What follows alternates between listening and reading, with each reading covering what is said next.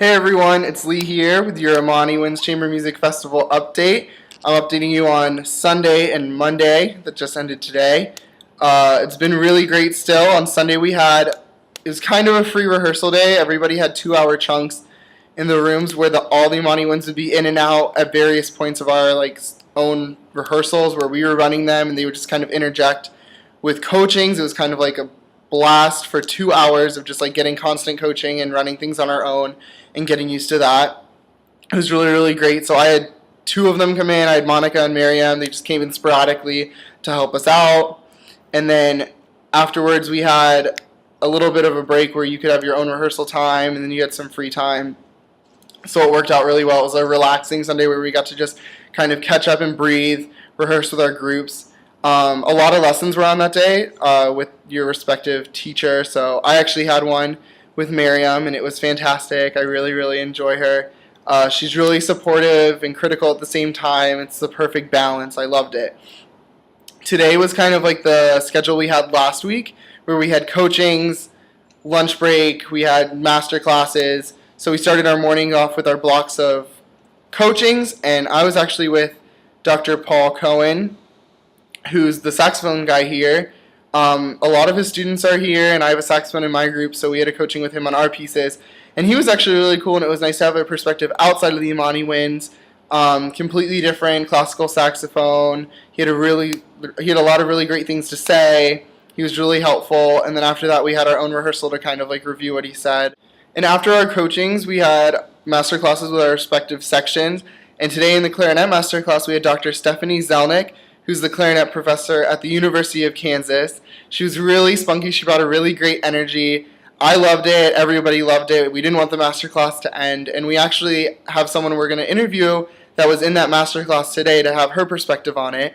All right, everyone. So this is Melissa Bowles. But this isn't the first time we've met, is it, Melissa?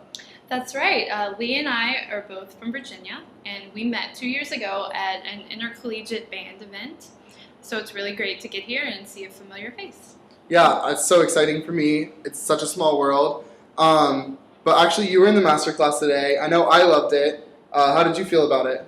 Yeah, the masterclass today with Stephanie Zelnick was really great. We covered 3 very distinct time periods of music, actually. We started off with Poulenc, and then next someone played Schumann, and then I actually got to play a klezmer piece, which was really exciting because Stephanie Zelnick is an expert at klezmer music. She's actually Jewish, so she has a very authentic take on it. She taught us terminology for all of the different effects, so that was the first time that I really learned that there's a name for all the different types of dances and different sections in the music. She did a lot of demonstrating and playing in the masterclass, and I was able to imitate her sound, and she really encouraged me to be very adventurous and experiment with new sounds in my klezmer playing. That's awesome. Can you kind of explain what klezmer is for those people that don't know? I know you touched a little that she's Jewish. Does that have something to do with klezmer music? Yes, klezmer music is actually Jewish folk music.